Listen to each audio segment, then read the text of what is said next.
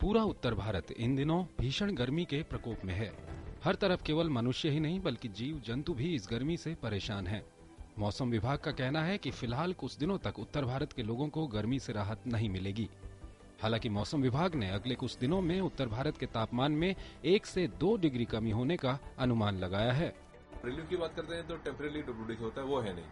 अगले 4 से 5 दिन कोई स्ट्रॉन्ग ऐसा वेस्टर्न डिस्टर्बेंस नहीं है कि थंडरस्टॉर्म हो जाए, बादल आ जाए, कोई बारिश हो जाए, कोई तेज हवा चल जाए जिससे कि कुछ कूलिंग हो जाए।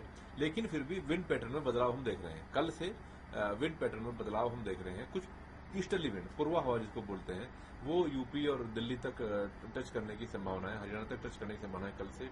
इस लिहाज से इन सब फैक्टर्स को एनालाइज करने के बाद ये है कि पारा है और नहीं बढ़ेगा।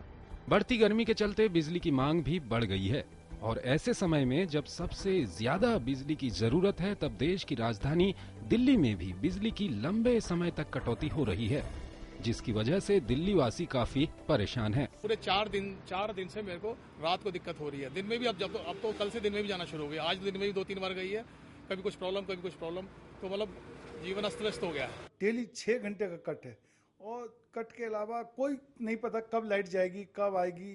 कोई स्टाफ कंप्लेंट ऑफिस में नहीं है, ऊपर कंप्लेंट को सुनने वाला नहीं है। और मेरा तो ये कहना कि सरकार ये चीज सुनिश्चित करे, मुझे पानी खरीदना, मैं बाजार से बिस्लरी का किसी भी कंपनी का पानी खरीद सकता हूँ। दिल्ली की जनता, पूरे भारत की जनता, बिजली एक ऐसी समस्या है जो बाजार से नहीं खरीद के ला सकती। 1 हफ्ते से बहुत ज्यादा चल रही है, इतनी नहीं थी जब पहले, जितनी अब परेशानी हो रही है। इन्वर्टर्स भी खत्म होते जा रहे हैं। इन्वर्टर भी खत्म हो गया और कल तो ऐसे मैंने अब क्या करें, कैसे जिए, नहीं चल पा रहा, कुछ हो ही नहीं रहा। बहुत बुरी हालत है। 4th फ्लोर पे रहते हैं, हमें ऊपर नीचे होने की बहुत दिक्कत है। स्टेयर्स यूज करनी पड़ती है, लिफ्ट काम नहीं करती है हमारी।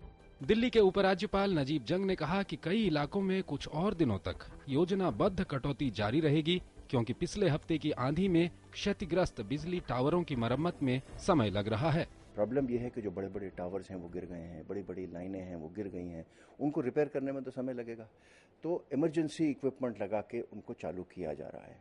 तो सही बात यह है कि वो वक्तन पर वक्तन प्लान्ड एक, जिसको आप एक ब्लैकआउट कहते हैं, वो होगा। तो जैसे आप कहीं रहते हो तो हो सकता है कि आपके एरिया में 1 घंटा हो, कोई और रहता है उसके यहाँ पर आधा घंटा हो, वो प्लान्ड ब्लैकआउट चलेगा। मुझे लगता है कि अगले 3-4 दिन और।